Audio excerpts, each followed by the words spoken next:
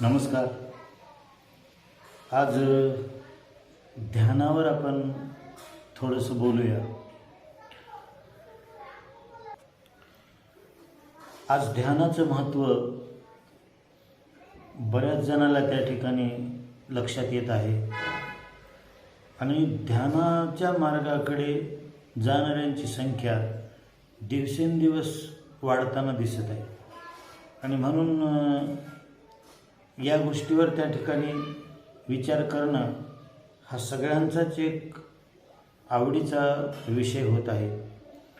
विशेषतः उच्च पदावर कार्य करणारे लोक जे समाजाला वेगवेगळ्या क्षेत्रामध्ये दिशा देण्याचं काम करतात, ते सुद्धा आज त्यांच्या ताणतणावाच्या जीवनाला कंटाळून ध्यानासारखा मार्ग त्या ठिकाणी अवलंबण्याचा प्रयत्न करत आहेत. म्हणजे मनुष्य जीवनामध्ये ध्यानाचं एक फार मोठं महत्त्व आहे. ही गोष्ट आता हळूहळू त्या ठिकाणी सर्वांच्याच लक्षात येत आहे. तर ध्यान म्हणजे काय आणि ते कशा प्रकारे केलं पाहिजे, तर माणसाला त्या ठिकाणी स्वतःचा इच्छित त्या ठिकाणी प्राप्त होईल याचा विचार करावा लागेल. म्हणजे स्वतःचं इच्छित प्राप्त म्हणजे काय की संपूर्ण तणावापासून स्वतःला दूर ठेवण्याची जी माणसाची इच्छा आहे ती त्या ठिकाणी कशा प्रकारे पूर्ण होईल या गोष्टीचा विचार करावा लागेल. आपण मांडी घालून विशिष्ट आसनामध्ये बसून ध्यान करायला लागतो. बरेच जण अनेक महिने अनेक वर्षे त्या ठिकाणी ध्यान करतात, परंतु त्या ध्यानामधून त्यांना काही विशेष सापडत नाही. तर ही सगळा एक फार मोठा अभ्यासाचा विषय आहे. पहिल्यांदा तर ध्यान करण्यासाठी माणसामध्ये खूपच त्या ठिकाणी जिज्ञासा निर्माण झाली पाहिजे आणि वेगवेगळ्या अंगाने ध्यानाचा त्या ठिकाणी अभ्यास केला पाहिजे की ध्यान म्हणजे काय, त्याचं प्रयोजन काय आहे, त्याच्यातून कोणती स्थिती प्राप्त होते आणि कशा प्रकारे त्या ठिकाणी ध्यानामध्ये जाता येतं, ही सगळ्या गोष्टी त्या ठिकाणी सविस्तरपणाने माणसाने जाणून घेतल्या पाहिजे. कारण कोणत्याही गोष्टीचा एक विशिष्ट अभ्यास असतो आणि त्याच्यातून ती गोष्ट त्या ठिकाणी साध्य होत असते. परंतु मला असं वाटतंय की ज्यावेळेस माणसामध्ये कोणतीही गोष्ट प्राप्त करण्यासाठी तीव्र इच्छा निर्माण झाली की ती गोष्ट माणसाला प्राप्त होण्यापासून कोणी त्याला रोखू शकत नाही. म्हणून आपल्या इच्छेची तीव्रता जर कायम असेल तर आपल्याला ती गोष्ट प्राप्त होणार याच्यामध्ये काही शंका घेण्याचं कारण नाही.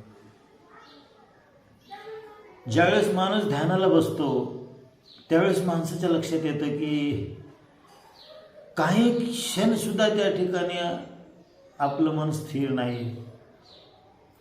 एखादी कल्पना घेऊन मन त्या ठिकाणी विचार करायला लागतं आणि माणूस त्या कल्पनेबरोबर वाहत जातो आणि मग 1-2 मिनिटानंतर पुन्हा माणसाला त्या ठिकाणी एक जाग येते की अरे आपण ध्यानाला बसलो आणि ही नसती कल्पना, आपण काय करायला, आणि पुन्हा त्या ठिकाणी परत माणूस ध्यान करू लागतो. तर हे असं सुरुवातीला खूप माणसाच्या मनामध्ये गोंधळ निर्माण होतो की पुन्हा पुन्हा मनाला त्या ठिकाणी आणायचं, स्थिर करण्याचा प्रयत्न करायचा आणि काही सेकंदामध्येच ते मन त्या ठिकाणी चकली देतं आणि वेगवेगळ्या ठिकाणी आपल्याला नेतं आणि आपण पुन्हा परत त्या ठिकाणी ध्यान करायचं म्हणून परत त्या ठिकाणी एकाग्र व्हायला लागतो. असा हा त्या ठिकाणी मनासोबत आपला खेळ त्या ठिकाणी चालू होतो.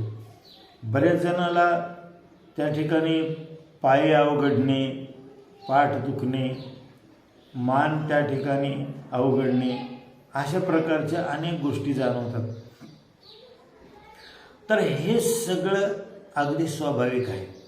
अशा पद्धतीने एखाद्या गोष्टीची सुरुवात करत असताना माणसाला अनेक प्रकारच्या अडचणी, अनेक प्रकारची प्रतिकूलता त्या ठिकाणी अनुभवास येणं ही एकदम स्वाभाविक गोष्ट आहे.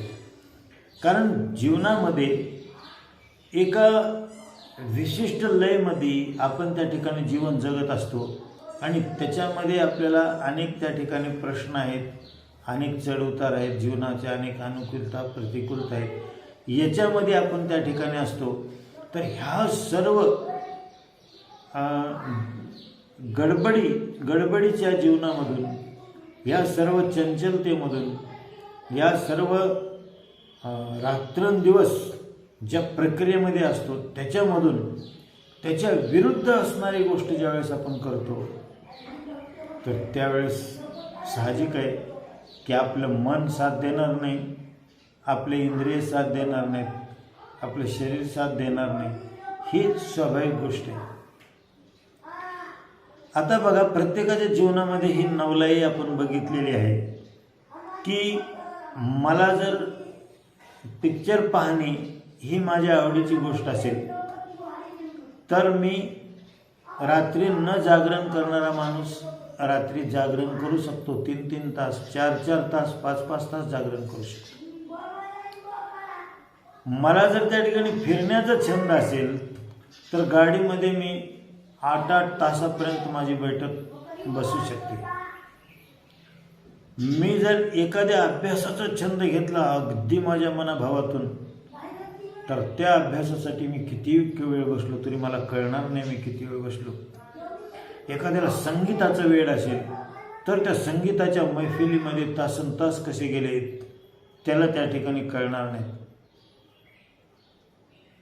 म्हणजे आपल्या जीवनामध्ये जो काही विषय आपल्या आत्यंतिक आवडीचा आहे, आत्यंतिक प्रेमाचा आहे, ज्या गोष्टीला आपण महत्त्वपूर्ण मानलेलं आहे, ती सगळ्या गोष्टीमध्ये आपलं शरीर आपल्याला साथ देतं, त्या सगळ्या गोष्टीमध्ये आपलं मन आपल्याला साथ देतं. तिथं कसल्याही प्रकारची आपली तक्रार राहत नाही. म्हणजे या ठिकाणी एक काय सिद्ध होतंय की जी कोणती गोष्ट त्या ठिकाणी आपल्याला प्राप्त करायची आहे ती आत्यंतिक महत्त्वपूर्ण वाटली पाहिजे. त्याच्यातच माझं सर्व हित सामावलेलं आहे असं वाटलं पाहिजे. आणि ही ज्यावेळेस आपल्या प्राणात उतरल ती गोष्ट की ह्या गोष्टीशिवाय माझ्या जीवनामध्ये महत्त्वपूर्ण गोष्ट कोणती नाही, त्यावेळेस त्या गोष्टीचं एक सहज ध्यान माणसाला होतं. आणि त्याच्यासाठी माणसाचा वेळ गेलेला तरी माणसाला त्याच्यामध्ये त्याच्यातली आवड त्या ठिकाणी दिवसेंदिवस वाढत जाते. आता ही खरं तर महत्त्व पटल्यानंतर एका क्षणामध्ये सुद्धा ही गोष्ट त्या ठिकाणी होऊ शकते. परंतु फक्त हे महत्त्व पटण्यासाठी, ते महत्त्व पटवून देण्यासाठी माणसाला अभ्यासाची गरज आहे की आधी आपल्या मनाला एक कळालं पाहिजे. हे आपल्याला आधी त्या ठिकाणी सर्वस्वाने ही गोष्ट भावली पाहिजे की जीवनामध्ये काय महत्त्वपूर्ण आहे ते. अहो मला सांगा, एखाद्या श्रीमंताच्या मुलीचं एखाद्या झोपडीत राहणाऱ्या मुलासोबत त्या ठिकाणी प्रेम झालं तर स्वतःच्या वडिलांच्या त्या संपूर्ण श्रीमंतीचा त्याग करून ती झोपडीमध्ये राहायला तयार होते. ही काय होतं, एका क्षणामध्ये ही काय प्रक्रिया घडून येते की ज्या ठिकाणी आपण म्हणतो की जीव जडला तर मग त्याच्यासाठी मनुष्याचा आपोआप त्याग येतो, सर्वस्व गोष्टीचा त्याग येतो आणि ती गोष्ट माणूस साध्य करतो. आणि मनामध्ये त्याच गोष्टीचा पुन्हा विचार चालू राहतो, सतत त्याच गोष्टीचा विचार चालू राहतो, त्याचाच वेळ त्या ठिकाणी मनाला लागतो. तर हे मन कोण्या गोष्टीचं ध्यान करू लागतं? जी गोष्ट त्याला प्रिय आहे, जी गोष्ट महत्त्वपूर्ण आहे त्या गोष्टीला ते सोडायचं नाव घेत नाही.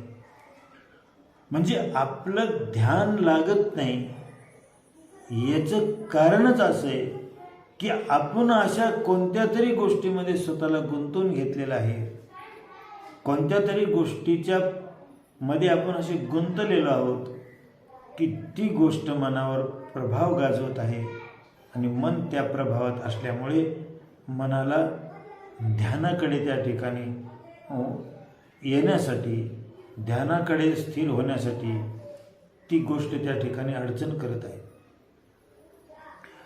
म्हणजे मी एक महत्त्वाकांक्षी माणूस आहे समजा, आणि एक मनामध्ये महत्त्वाकांक्षा धरून मी त्या ठिकाणी प्रयत्नशील आहे आणि ती प्राप्त करण्यासाठी मी वेगवेगळे मार्ग शोधतोय आणि माझ्या मनामध्ये रात्रंदिवस त्या गोष्टीचं चिंतन चालू आहे. तर असं माझ्या मनाचा एक आवेग एका दिशेला काम करतोय आणि मग मला त्या ठिकाणी ध्यान करायचं आहे, तर माझ्याच्याने ध्यान होणार नाही. म्हणून ही ध्यान साध्य होण्यासाठी, ध्यानामध्ये माणसाला पूर्णत्व येण्यासाठी, जीवनामध्ये ज्या ज्या ठिकाणी माणूस गुंतला आहे त्या सर्व ठिकाणी माणसाला त्या ठिकाणी दृष्टिकोन बदलून त्याच्याकडे पाहता आलं पाहिजे. हा मुद्दा त्या ठिकाणी माझं मग तुम्हाला लक्षात आलं का नाही मला माहीत नाही, परंतु मला असं म्हणायचं आहे की जीवनाच्या दृष्टिकोनामध्ये आमूलाग्र परिवर्तन जोपर्यंत होत नाही तोपर्यंत आपल्या मनाचे बंध त्या ठिकाणी कायम राहतात त्या गोष्टीमध्ये, आणि मग आपण ध्यान करणे ही एक प्रकारचं नाटक होऊन बसतं, ही एक प्रकारची व्यर्थ प्रक्रिया होऊन बसते की ती कितीही दिवस आपण करत राहिलो तरी त्याच्यामध्ये आपल्याला काही साध्य होत नाही. म्हणून जीवनाकडे बघण्याचा दृष्टिकोन बदलला पाहिजे. माणसाची आसक्ती, माणसाची ओढ ज्या ज्या विषयाकडे लागलेली आहे त्या विषयाचं माणूस आपोआप ध्यान करतो. तर त्या विषयाकडे बघण्याचा पण दृष्टिकोन माणसाचा बदलला पाहिजे. समजा एखाद्या माणसाला त्या ठिकाणी पैसा अत्यंत प्रिय आहे आणि रात्रंदिवस पैसा कमविण्यासाठी, श्रीमंत होण्यासाठी तो त्या ठिकाणी अनेक प्रकारचे मनोरथ रचतो आहे आणि त्याच्यासाठी प्रत्यक्ष जीवनामध्ये सुद्धा तो प्रयत्नशील आहे. तर अशा परिस्थितीमध्ये त्याला ध्यान जर करायला लावलं तर तो काय ध्यान करणार आहे तो? म्हणून माझे जे प्रयत्न चालू आहेत ते प्रयत्नात काही बदल करण्याची गरज नाही, परंतु त्या कामाविषयी जी आपली जी समज आहे ती समज त्या ठिकाणी बदलली पाहिजे. मी म्हणून एक स्वतंत्र आहे आणि जे माझं काय आहे ते एक स्वतंत्र गोष्ट आहे. समजा मी माझ्यासाठी पैसा कमवतोय तर पैशाचं झालेलं नुकसान आणि त्याच्यामध्ये झालेला फायदा ह्या दोन्ही गोष्टीशी माझी खूपच अटॅचमेंट आहे आणि त्याच्यामुळे झालेली हानी ही माझ्या मनावर खोलवर परिणाम करते आणि झालेला फायदा हा बी माझ्या मनावर त्या ठिकाणी एक वेगळ्या प्रकारे खूप परिणाम करतो. म्हणजे ज्याही गोष्टीत आपण गुंतलो ती गोष्ट, त्या गोष्टीमधली अनुकूलता ही आपल्याला एक प्रकारे खूप प्रभावित करते आणि त्या गोष्टीमधली प्रतिकूलताही आपल्याला प्रभावित करते. जीवनामध्ये जोपर्यंत ही विषयाची अटॅचमेंट आहे तोपर्यंत माणूस त्या ठिकाणी ध्यानामध्ये यशस्वी होईल असं वाटत नाही, किंवा ते होऊ शकत नाही असं म्हणलं तरी चालेल. म्हणून पैशाकडे बघण्याचा त्याने दृष्टिकोन बदलला पाहिजे की माझ्यासाठी पैसा आहे, हा पैशामध्ये फायदा झाला तरी ठीक आहे आणि नुकसान झालं तरी मला त्याचं काही वाईट वाटणार नाही, कारण व्यापारामधली म्हणा कशामधली पैशाची ही जी उलाढाल आहे याच्यामध्ये कधी नफा होतो तर कधी तोटा होतो, हे ठरलेलं आहे.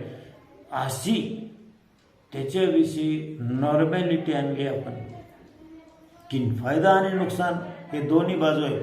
जसं नाण्याच्या दोन बाजू आपण म्हणतो त्याप्रमाणे ह्या दोन बाजू राहणारच व्यवहारामध्ये. म्हणून मला त्याचं मनावर घेण्याचं काही कारण नाही. ही काही एका क्षणात येणारी गोष्ट नाही, परंतु जीवनामध्ये येणाऱ्या छोट्या छोट्या गोष्टीपासून जर आपण सुरुवात केली तर आपल्या हे लक्षात येईल की आपल्या तळमळीने उलट आपलं नुकसान होत आहे. उलट आपण पुन्हा शक्ती लावायला आपल्याकडून त्या ठिकाणी आपण कमी पडतो. म्हणून कोण्या गोष्टीची तळमळ करणार नाही मी. किती फायदा झाला तरी त्याच्यात काही मला विशेष आनंद होणार नाही, कारण तो माझ्या प्रारब्धात होता आणि तेवढा मला मिळणारच आहे असा जरी विचार आपण ठेवला तरी खूप चांगली गोष्ट आहे. आणि नुकसान जरी झालं तरी ते होणारच होतं, कारण हा दोन्हीपैकी एक गोष्ट ही जीवनात होणारच आहे. अशा पद्धतीने ज्याही विषयात आपण गुंतलो, कुणी सत्ता प्राप्त करण्यासाठी धडपडत असेल, कुणी पैसा प्राप्त करण्यासाठी धडपडत असेल, कुणी कला प्राप्त करण्यासाठी धडपडत असेल, कुणी नाव प्राप्त करण्यासाठी धडपडत असेल, किंवा कुणी अन्य प्रॉपर्टी वगैरे गोष्टी प्राप्त करण्यासाठी धडपडत असेल, कुणी वेगवेगळ्या प्रकारची विद्या प्राप्त करण्यासाठी धडपडत असेल, जीवनाच्या ज्याही क्षेत्रामध्ये आपण काम करतो, ज्याही गोष्टीचा आपल्या मनामध्ये त्या ठिकाणी वजन आहे, मनावर घेऊन आपण ज्या गोष्टी करतो त्या गोष्टीमध्ये येणारी अनुकूलता आणि प्रतिकूलता याच्यामध्ये नॉर्मल राहण्याची एक आपण त्या ठिकाणी दृष्टी जर जोपासली तर आपलं मन त्या ठिकाणी खूप हलकं होतं. आणि अशा प्रकारे ज्याच्याकडे ह्या विषय वस्तू व्यक्ती यांच्याविषयी ज्याची नॉर्मॅलिटी तयार झाली असा माणूस त्या ठिकाणी ध्यानासाठी चांगल्या प्रकारे तयार आहे असं आपण म्हणू शकतो. कारण कसं आहे, ध्यानामध्ये मनाच्याही पलीकडे आपल्याला जायचं आहे. मनाची एकाग्रता ही वेगळी गोष्ट आहे आणि ध्यान ही वेगळी गोष्ट आहे. म्हणून आपण ज्या मनाशी आपली आज अटॅचमेंट आहे, ज्या मनाच्या भावनेसोबत त्या विचारासोबत आपली भटकंती चालू आहे, ती जर मनाची आसक्ती त्याची तीव्रता जर कमी नाही झाली, वेगवेगळ्या अभ्यासाने त्याच्यामध्ये जर सहजता नाही आली मनामध्ये, तर ते मन त्या ठिकाणी आपल्याला ध्यान करू देणार नाही.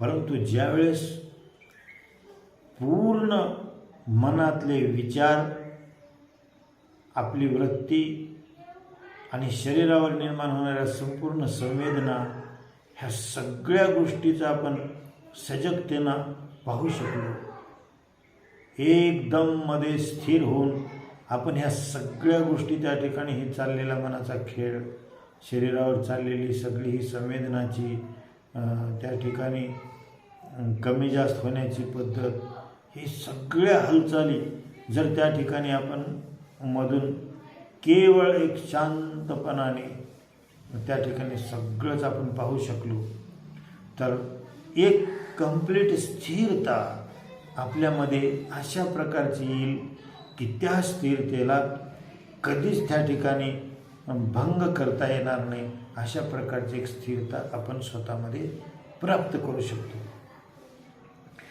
मग ही सगळं चालू असेल बाहेर मनामधली उलथापालथ तर कधी कायमची बंद होणार नाही, पण ती उलथापालथ मनामधली चालू असताना आपण मात्र त्या ठिकाणी एक स्थिर आहेत आणि ही उलथापालथ मनाच्या क्षेत्रामध्ये चालू आहे आणि त्याचा तिळमात्र परिणाम माझ्यावर होत नाही. हे ज्या दिवशी आपल्या लक्षात येईल त्या दिवशी आपल्या ध्यानाची बैठक बसलेली आहे असं म्हणायला हरकत नाही. की सगळी ताणतणाव, सगळी घाई गडबड, सगळं नुकसान फायदा तोटा हे सगळं चालू आहे आणि मनाच्या क्षेत्रामध्ये थोडं त्याच्याविषयी चलबिचलपणा पण आहे, परंतु मी मात्र मध्ये असा स्थिर आहे की आता मला कसलीही चिंता होत नाही किंवा चिंता संभवत नाही, कारण चिंता ही मनाच्या क्षेत्रापर्यंत आहे आणि मी त्याला त्या ठिकाणी पाहू शकतो. अशी स्थिरता जीवनामध्ये येते. म्हणजे एक अथांग समुद्रामध्ये अनेक लाटा त्या ठिकाणी उठत आहेत, परंतु त्याच्यामध्ये असणारं जे एक बेट आहे, त्या बेटावर असणाऱ्या व्यक्तीला ह्या समुद्राच्या सगळ्या उलथापालथीचा त्या ठिकाणी काहीही त्रास होत नाही. आज आपली अवस्था त्या समुद्राच्या लाटासोबत आपण आहोत. अशा प्रकारचे मनामध्ये उठणारे हे अनंत विचार म्हणजे त्या एक लाटा आहेत आणि त्या विचारासोबत आज आपण वाहत जात आहोत. अशी आपली परिस्थिती आहे. परंतु ज्यावेळेस ते बेट आपल्याला सापडेल, ती स्थिरता ज्यावेळेस आपल्याला सापडेल, त्यावेळेस जीवनाची मौज त्या ठिकाणी आपल्याला कळेल की मी असा आहे, माझं स्थानच असं आहे की हे कधीच न हलणार आहे. अशा स्थिरतेला माणूस प्राप्त होतो आणि सगळ्यावरचा मन, बुद्धी, शरीर यांच्या ठिकाणी चालू असलेला सगळा खेळ तो त्या ठिकाणी बघू शकतो. हे ध्यानामध्ये त्या ठिकाणी साध्य होते. आणि म्हणून ध्यानात बसल्यानंतर जी बेचैनी माणसाला येऊ लागेल, तर ती बेचैनी मनामध्ये चालू आहे. मी ती बेचैनी पाहू शकतो. अहो बघा, एखादा डोंगर आपण पाहू शकतो म्हणजे डोंगरापासून आपण लांब आहेत. एखादा विमान पूर्ण आपण पाहू शकतो कारण विमानापासून आपण लांब आहेत. एखादा वृक्ष आपण पाहू शकतो म्हणजे वृक्षापासून आपण लांब आहेत, असं त्याचा अर्थ आहे. तसं मनात चाललेली घालमेल आपण पाहू शकतो म्हणजे आपण मनापासून लांब आहेत. परंतु ह्याच्यासाठी आपल्याला अभ्यासाची गरज आहे. खूप दिवस अभ्यास करावा लागेल. वेगवेगळ्या रूपाने आपल्याला हे गोष्टी समजून घ्याव्या लागतील. कारण एखाद्या गोष्टीची समज पक्की होणं ही खूप महत्त्वाची गोष्ट आहे. त्या समजेमधूनच त्या ठिकाणी आपल्याला ते ध्यान खऱ्या अर्थानं घटित होत असतं. म्हणून याच्यामध्ये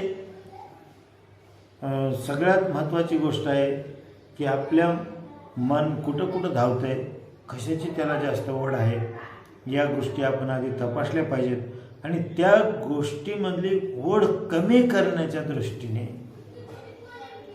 आपण कशा प्रकारचा विचार करता येईल याची त्या ठिकाणी युक्ती लढविली पाहिजे. समजा एखाद्या मुलाचं चित्त, समजा तरुण मुलगा आहे, त्या मुलाचं चित्त एखाद्या युवतीमध्ये त्या ठिकाणी आसक्त आहे आणि त्याला असं वाटतं की असली सुंदर माझी जोडीदारीण राहावी, माझ्या आयुष्याला अशी जोडीदारीण मिळावी, असं त्यानं कल्पनेमध्ये धरून बसलेला असतो. आणि तिथे चित्त आसक्त असल्यामुळे रात्रंदिवस मनामध्ये त्या ठिकाणी तेच विचारचक्र त्या ठिकाणी चालू असतं. अशा पद्धतीने मन एखाद्या गोष्टीची ओढ घेईल तर ते ध्यान कसं काय करू शकणार आहे, कारण ते ऑलरेडी एक ठिकाणी टेकलेलं आहे. आणि म्हणून ज्या गोष्टी ज्या सौंदर्यामुळे तो आकर्षिला गेला त्यानं अशा प्रकारची साधना केली पाहिजे की काय मला शरीराचं आकर्षण वाटतंय, फक्त वरून तर कातडी आहे म्हणून हे शरीर सुंदर दिसतंय, वरली 1 mm सुद्धा जिची जाडी नाही अशा प्रकारची कातडी जर काढली तर आतमध्ये काय आहे, आतमध्ये नुसतं हाडे आणि मांसाचा चिखल आहे. आणि अशा प्रकारचा हा देह मला आकर्षित करतोय, मला बेजार करतोय. म्हणून ह्या देहाच्या सौंदर्याच्या पाठीमागची जी निरर्थकता आहे ती जर त्यानं जाणली, त्याचा जर त्या ठिकाणी त्यानं ध्यास घेतला तर त्याच्या लक्षात येईल की बघा तुम्ही या शरीराला 9 द्वार आहेत आणि काय त्याच्यामधून कानामधून मळ येतो, डोक्यामधून चिपळं येतात, तोंडामधून त्या ठिकाणी दुर्गंध येतो. अशा पद्धतीने ह्या देहाच्या वास्तविकतेचं त्याने जर त्या ठिकाणी दर्शन केलं किंवा तसं करण्याचा प्रयत्न केला तर तो त्या देहाच्या आसक्तीपासून सुटू शकतो. म्हणजे अहो, आपल्या ऋषीमुनींनी देहदेवाचे मंदिर असंही सांगितलं आहे. आणि जो देहामध्ये अडकला आहे त्याला देहाचं नाशिवंतपणा हे बी समजावून सांगितलं आहे. दोन्ही बाजू आहेत. म्हणून एखादा माणूस देहाच्या एकदम बाहेर घालून देहाची जर त्या ठिकाणी द्वेष करू लागला तर त्याला बी देहाचा द्वेष करू दिला नाही त्यांनी, आणि एक देहच सर्वस्व आहे म्हणून त्याच्यामध्ये अडकला तरी ते ऋषीमुनीला मान्य झालं नाही. त्यावेळेस त्यांनी ह्या गोष्टीचा अभ्यास करायला सांगितलेला आहे. म्हणजे समजा एखाद्या माणसाचे त्या ठिकाणी आपण विरोधक असू आणि आपण त्याचाच रात्रंदिवस विचार करत असू तर अशा वेळेस आपण अशी साधना केली पाहिजे की मला त्या व्यक्तीचा द्वेष करायचा नाही. त्याच्या ठिकाणी परमेश्वर आहे आणि म्हणून त्याचा द्वेष करणं म्हणजे परमेश्वराचा द्वेष केल्यासारखं आहे, म्हणून मी त्याचा आजपासून द्वेष करणार नाही. अशा प्रकारे रोज रोज जर माणूस काही दिवसापर्यंत अभ्यास करेल तर एक दिवशी त्याच्याविषयीची कटुता आपल्या मनातली सर्व संपून गेलेली असेल. हे मी स्वतःच्या जीवनाच्या अनुभवावरून तुम्हाला सांगतो. मग बाहेर तुम्ही विरोध राहू द्या की त्या व्यक्तीशी हात मिळवणार नाहीत, त्याच्याशी कोर्टामध्ये तुमचं भांडण चालू आहे, चालू द्या आणि योग्य प्रकारे त्याचा न्यायनिवाडा होऊ द्या. फक्त इथं प्रश्न रात्रंदिवस जे त्याच्याविषयी आपल्या मनामध्ये चालू आहे शिजणं हे बंद झालं पाहिजे. बाहेर बाकी न्याय भूमिका घेऊन तुम्ही काय ॲक्शन घ्यायची घेऊ शकता, सगळ्या गोष्टी करू शकता, परंतु मनाच्या ठिकाणी जी चघळणं चालू आहे त्याचा विषय घेऊन ते चघळणं बंद झालं पाहिजे. ते आपल्यामध्ये उतरलेलं मनामध्ये त्याचं विष त्या ठिकाणी ते निघून गेलं पाहिजे. त्याच्यासाठी आपण जितका त्याचा क्रोध केलेला आहे, जितकी वाईट भावना त्याच्याविषयी मनामध्ये बाळगलेली आहे त्याच्या विरुद्ध करावं लागेल. आपल्याला चांगली भावना मनामध्ये बाळगावं लागेल, त्याच्यातल्या ईश्वराची क्षमा मागावी लागेल. हा अभ्यास आपली कटुता कमी करतो आणि मग त्याच्याबरोबर लढायचं जरी असेल आपण योग्य प्रकारे लढू शकतो. परंतु कशाही प्रकारे आपली बेजारी न करून घेता, स्वतःची स्थिरता न ढळू देता जीवनामध्ये कोणतीही ॲक्शन घेतली तरी चालेल, परंतु जो स्वतःला अनेक ताणतणावाने आणि अनेक कटुतेच्या विषयाने भरून घेतो आणि मग जीवनामध्ये तो जो करेल ते योग्य म्हणता येणार नाही. अहो, पूर्ण भगवद्गीता अर्जुनाला माणसं मारण्यासाठी सांगितली भगवान कृष्णाने, घे हातामध्ये शस्त्राने तू त्या ठिकाणी कर हल्ला. परंतु त्याच्या आधी अर्जुनाची आधी भूमिका स्पष्ट केलेली आहे कृष्णाने की तू कशासाठी करतोस, कुणासाठी करतोस. त्यावेळेस अर्जुन म्हणला की करिष्ये वचनं तव. आता मला तर भिक्षा मागून मी जगणार होतो, मला राज्याची अपेक्षा नाही, पण ईश्वरीय वचन मला काय सांगतंय, करिष्ये वचनं तव, त्या वचनानुसार मी ॲक्शन घेणार आहे. इथं वैयक्तिक अर्जुनाचं काहीही राहिलेलं नाही आहे. अशा वेळेस त्याच्या मनामध्ये चलबिचल होण्याची काहीच शक्यता नाही आहे आणि म्हणून एकदम स्थिरपणाने त्याने युद्ध केलं आणि मेलो तरी मला स्वर्ग मिळेल आणि जर जगलो तर मी त्या ठिकाणी भगवंताचा प्रतिनिधी बनून या जगामध्ये सुंदर कार्य करीन धर्माचं, असं त्यानं ठरवलं. तर अशा प्रकारे कोणाविषयी मनामधली कटुता, आसक्ती ही संपविता आली पाहिजे. ह्याच्याविषयी नॉर्मॅलिटी, सहजता ज्यावेळेस आपण प्राप्त करू त्यावेळेस आपण ध्यानासाठी स्वतःला उत्तम रीतीने तयार केलं असं म्हणता येईल. आणि तिथून ध्यानाची प्रक्रिया आपण सुरू केली तर नक्कीच त्या ठिकाणी लाभ होईल आणि लाभ होईपर्यंत त्या ठिकाणी पुन्हा थांबणे नाही. अशा प्रकारे आपल्याला त्याचा निश्चय करावा लागतो. एवढंच बोलून मी या ठिकाणी थांबतो. धन्यवाद.